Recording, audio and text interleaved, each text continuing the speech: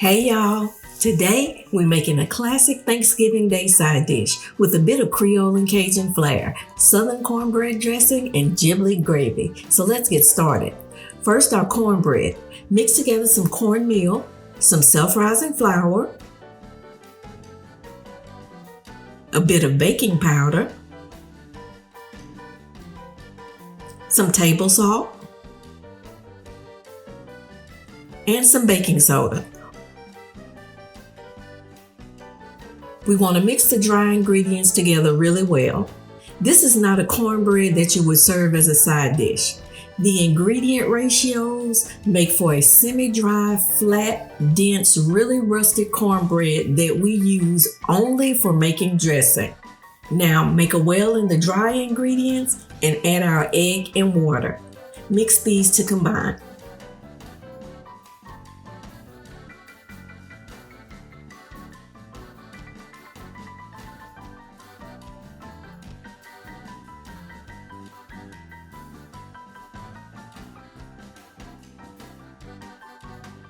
Add vegetable oil to the bottom and sides of a 10-inch cast iron skillet.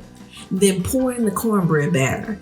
If some of the oil overlaps, this is fine. With a light hand, use the back of your spoon to spread the oil over the top of the batter. Then you want to bake your cornbread at 425 degrees Fahrenheit for 35 to 40 minutes. Allow the cornbread to cool before removing from the skillet and breaking into chunks.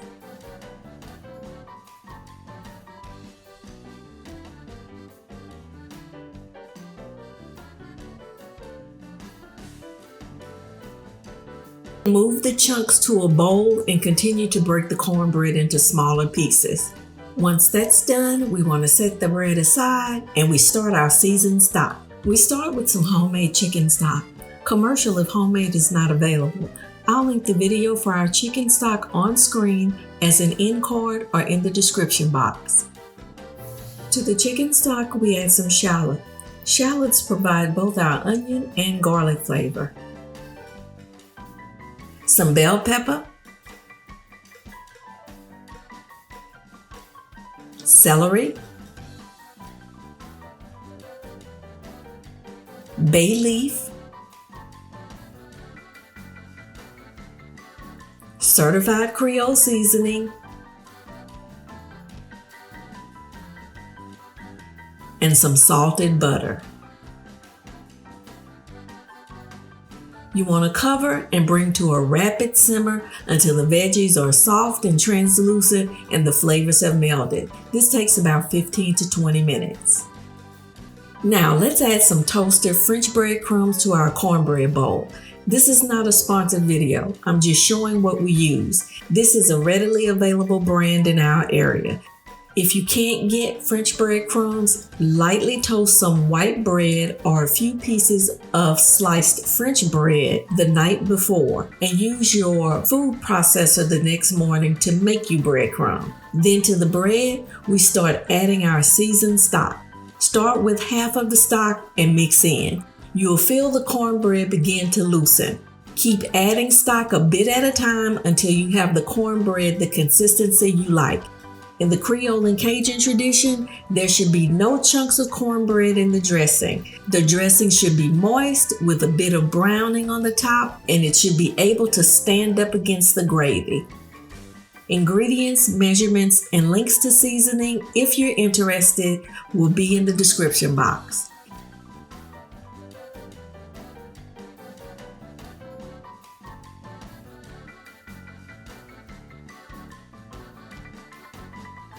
Just when you think you have the right consistency, cover the bowl for about 10 minutes and give the cornbread enough time to rest and soak in the seasoned stock. Then check the consistency and add more stock if needed.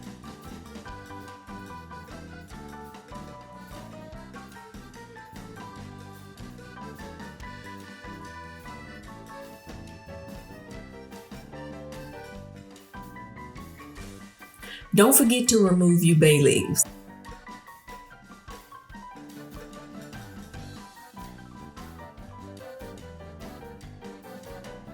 Then add your dried parsley, smoked paprika, and the secret ingredient, ground sage. Now I will tell you, sage is an acquired taste, kind of like filet, so start by putting in a teaspoon. However, sage dressing is our classic Thanksgiving dressing, so we put in a bit more.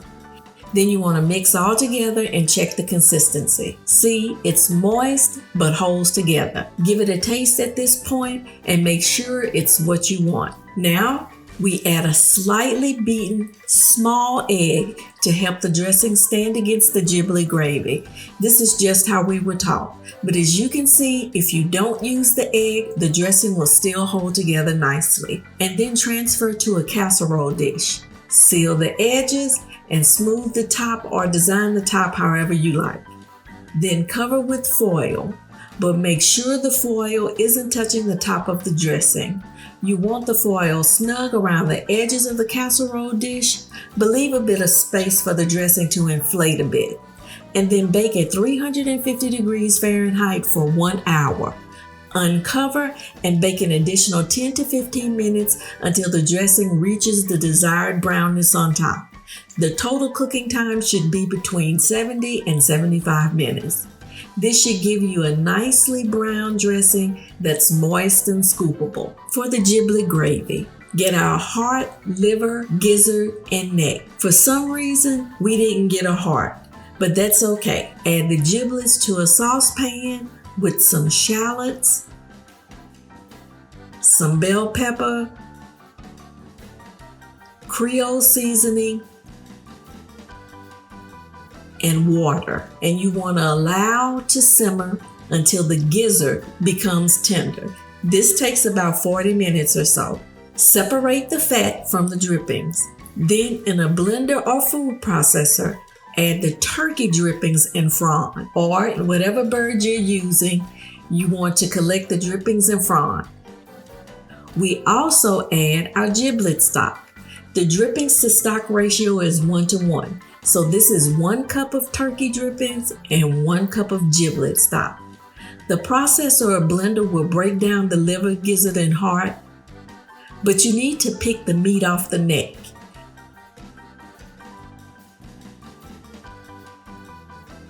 Then add the giblets and process. You don't want it overly smooth, but you don't want big chunks of giblet either. Return to the saucepan, bring to a simmer over medium heat for about 5 minutes to meld the flavors. Then we start to thicken. We use the beurre manié method of thickening. Beurre manié is softened butter that has been incorporated with flour until a smooth paste forms.